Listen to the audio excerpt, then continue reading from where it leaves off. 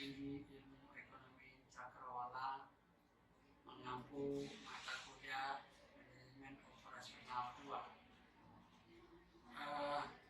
Manajemen Operasional 2 ini adalah 3 SKS ya, dengan 14 kali pertemuan, 7 pertemuan, dan diakhiri dengan ujian tengah semester, dan 7 kali pertemuan dan diakhiri dengan ujian akhir semester.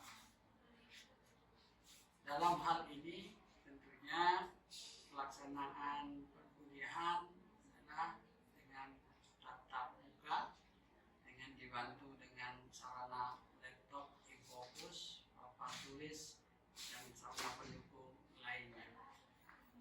CPM yang akan kita dapatkan adalah bagaimana memanfaatkan manajemen operasional itu dalam industri manufaktur atau industri yang menghasilkan suatu barang, dan pada hal ini tentunya terkait bagaimana kita mengoptimalkan suatu hal yang terkait dari perencanaan sampai yang dihasilkan atau diproduksi.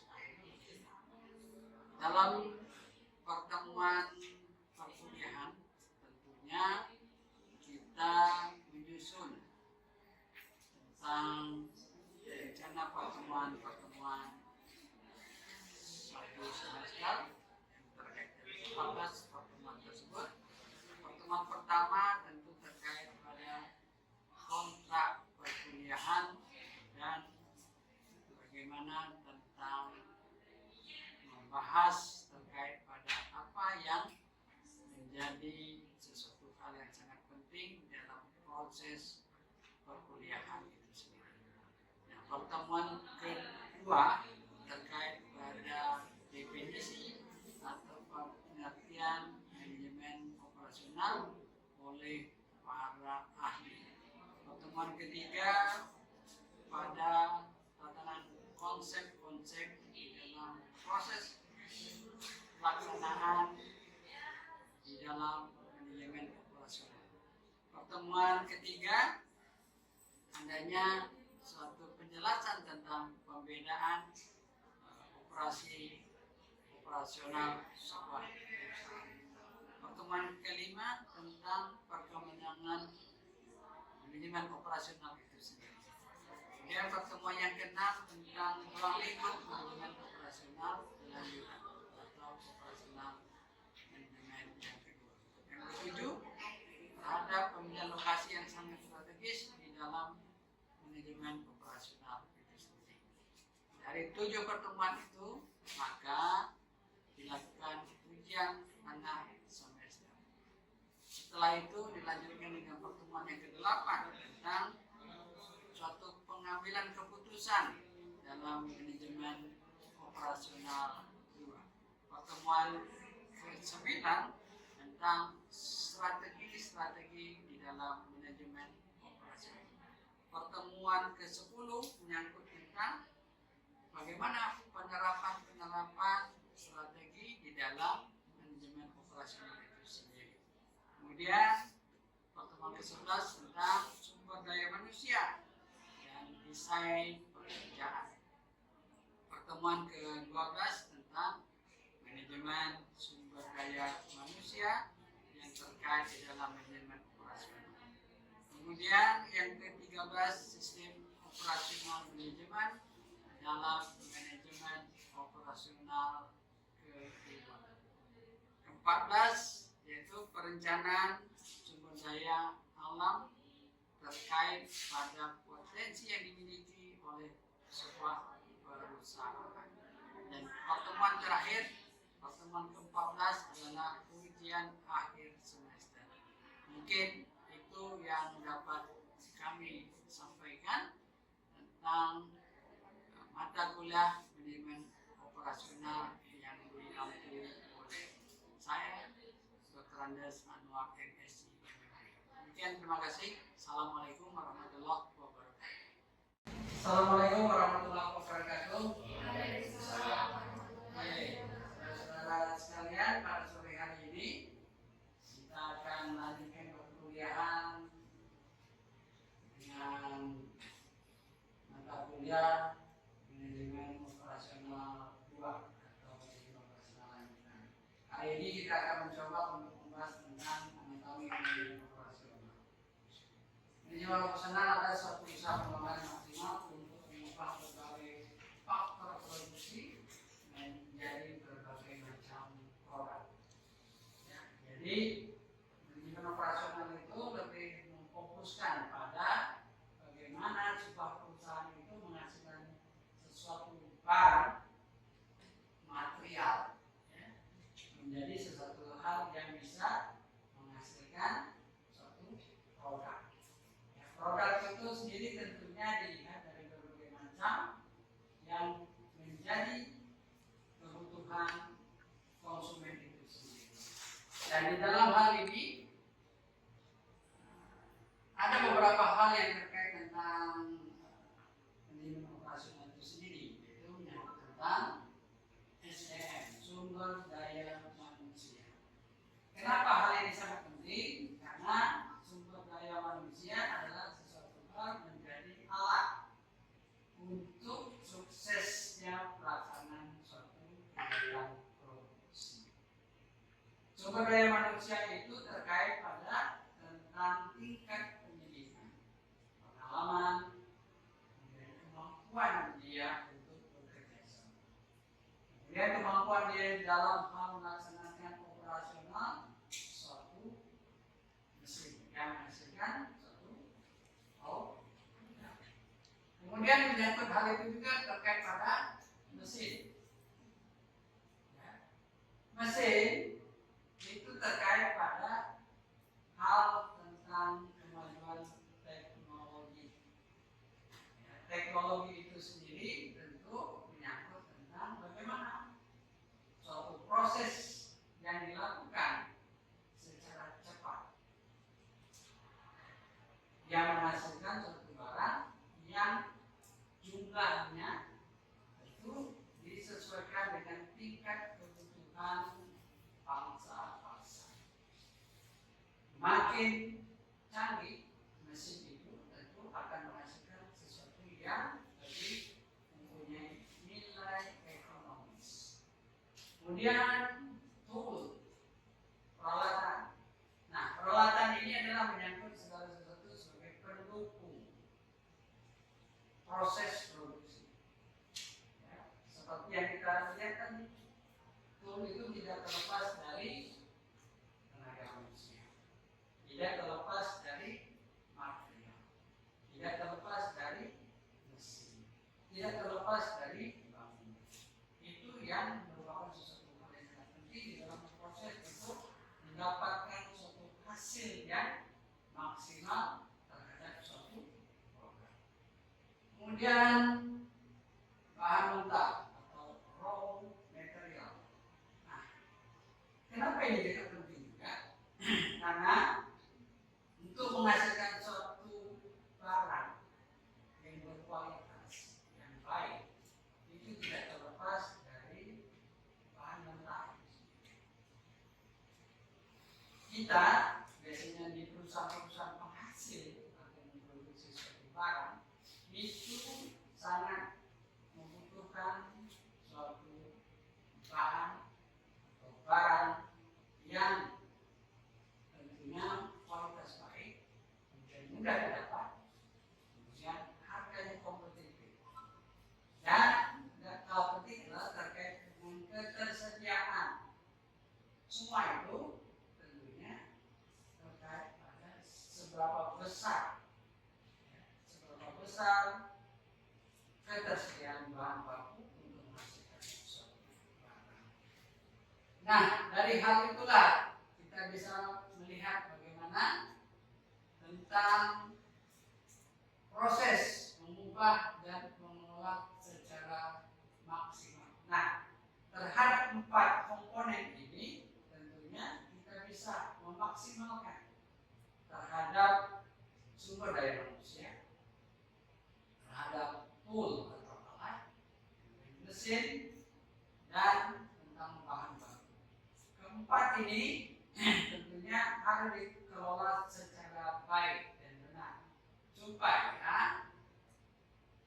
hasil yang dihasilkan sesuatu itu bisa menjadi hal yang menguntungkan bagi sebuah perusahaan yang menghasilkan suatu produk.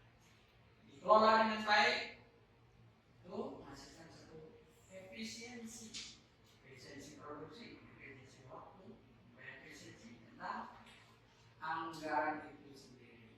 Nah, jadi ini yang harus diatur sedemikian rupa agar dalam pelaksanaan itu sendiri menghasilkan sesuatu yang lebih sifatnya menguntungkan perusahaan dan lebih dapat dimaksimalkan untuk kepentingan para konsumen itu sendiri, yang tentunya dari 4 komponen itu akan menghasilkan suatu barang yang tentu bermanfaat bagi konsumen. Konsumen pada umumnya ingin bagaimana produk yang didapatkan itu merupakan suatu produk yang berkualitas, ada jaminan terhadap purna jual, kemudian ada sesuatu hal menyangkut tentang price atau harga. Ya. Konsumen ingin bagaimana produk yang mereka dapatkan itu kualitas bagus. Ada nggak kira-kira? Jarang. Pada umumnya kalau produksi barang berkualitas bagus, harganya memang luar biasa, tetapi memang memuaskan bagi ya. Nah, tentunya jika secara fisik sudah kita lihat bagaimana tentang layanan yang diberikan. Layanan itu menyangkut jasa. Suatu produk yang dihasilkan oleh suatu produsen, ya, itu layanan memang harus dibangun. Terutama bagaimana dalam hal tentang produk-produk yang purna jual. Tahu purna jual? Purna jual tahu? Purna jual itu menyangkut tentang suatu produk yang sudah dipakai, ada garansinya. Itu namanya barang yang purna sudah terjual. Biasanya produk-produk yang berkualitas itu ada garansi 6 bulan. Dan itu menyangkut sesuatu hal yang terkait dengan jasa. Nah, kemudian ada 3 aspek tentang arsitektur sistem operasi. Adalah menyangkut aspek lingkungan. Nah, aspek lingkungan ini adalah menyangkut segala sesuatu apa yang dihasilkan yang bisa mempengaruhi lingkungan sekitarnya. Tahu maksudnya? Jika perusahaan itu membangun sebuah pabrik, tentu akan dilihat dari sisi pengaruh dari kegiatan produksi oleh pabrik itu sendiri. Ya, itu terkait pada aspek lingkungan dan pencegahan pencemaran terkait B3, bahan bahaya B3. Kemudian aspek struktural memperhatikan perkembangan dan kecenderungan di luar sistem, memberikan dimensi eksternal pada suatu sistem. Nah, untuk membangun sebuah perusahaan yang menghasilkan suatu bahan, itu dibangun sesuatu secara sistematis, terstruktur, kemudian jelas tentang segala sesuatu menyangkut apa yang menjadi suatu kewajiban bagi setiap bagian dalam mendukung proses produksi itu sendiri. Kemudian aspek struktural yaitu konfigurasi komponen yang membangun sistem manajemen operasi dan interaksi fisik satu sama konfigurasi atau bentuk daripada suatu sistem yang tadi dibangun itu merupakan sesuatu hal yang menjadi hal yang tidak terpisahkan dalam proses untuk menghasilkan suatu barang. Ya. Terjadinya interaksi antara berbagai macam bidang itu menghasilkan suatu manajemen yang baik. Terjadinya komunikasi, terjadinya suatu informasi yang benar terhadap bagaimana menghasilkan sesuatu barang agar memang sesuai dengan yang telah ditetapkan. 3 pilar 2 bentuk operasional yaitu menyangkut perencanaan sistem produksi, pengendalian produksi dan sistem informasi produksi. Perencanaan ini adalah sesuatu yang dibangun berdasarkan tentang kapasitas desain, kemudian bagaimana tentang produk yang akan dihasilkan kepada konsumen yang tentunya bisa mendapatkan nilai tambah atau value added bagi konsumen. Desain yang menarik, harga yang bagus, kualitas yang bagus, itu harus direncanakan dari awal. Kemudian pengendalian produksi menyangkut tentang proses dari perencanaan tadi, kemudian bagaimana untuk mengurangi biaya produksi yang berlebihan. Jadi produksi yang dihasilkan itu harus diawasi tentang penggunaan bahan material, kemudian tentang waktu menghasilkan, kemudian yang ketiga tentang pemanfaatan jumlah tenaga. Ini harus diperhatikan.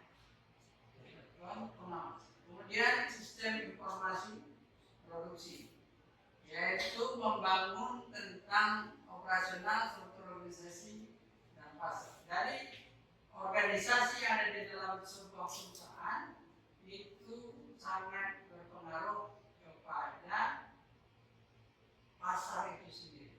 Dan pasar bisa dikaitkan pada sisi harga.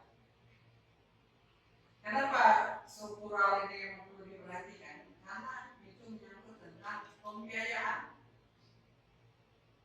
Kalau dia makin besar suatu kapasitas orang yang bekerja, sedangkan untuk bagaimana pasar itu bisa menerima, menerima hasil produksi dengan harga yang baik, tentu sangat dipengaruhi pada jumlah orang yang bekerja. Orang bekerja 100 di satu perusahaan dan hasil yang dihasilkannya itu murah. Murah tentu akan berpengaruh kepada biaya sisi operasional. Jadi struktur itu memang harus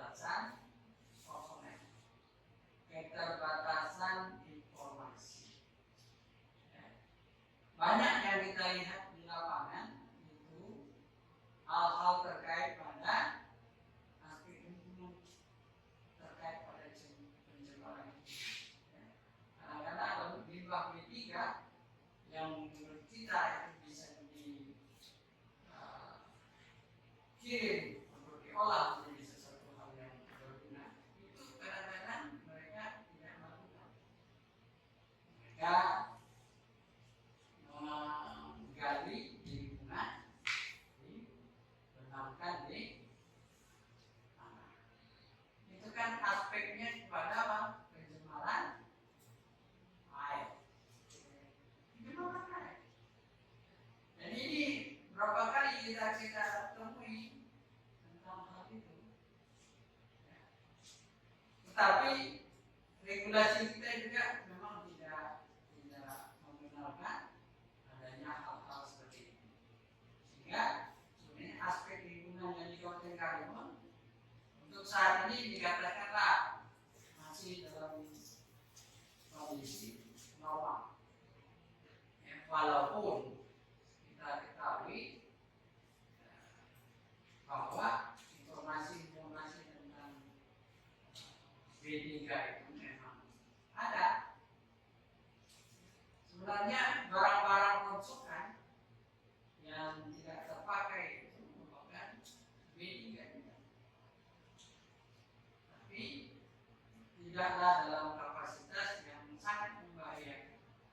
Tapi lama-lama itu bisa menjadi sesuatu hal yang sangat rawan bagi lingkungan kita sendiri, terutama masyarakat yang berada di lingkungan di mana perusahaan itu seperti itu. Biasanya ada laporan-laporan rutin yang dilaporkan oleh pihak perusahaan itu kepada dinas lingkungan hidup. Dinas lingkungan hidup akan cross check tentang laporan itu sendiri. Itulah. Terima kasih. Oke. Kemudian kita lanjut siklus fungsi manajemen operasional. Fungsinya adalah fungsi pengendalian pertama. Pengendalian ini menyangkut tentang pertama adalah fungsi perencanaan, menetapkan target dan strategi. Nah, ini kan target tentang apa yang akan dilakukan itu harus direncanakan. Kemudian bagaimana kita mengatur suatu strategi atau rencana atas apa yang kemudian fungsi pengorganisasian sumber daya dan struktur. Nah, pengorganisasiannya tadi agar lebih efisien, lebih efektif, tidak terlalu pada hal-hal menyangkut tentang kelebihan operasional itu sendiri.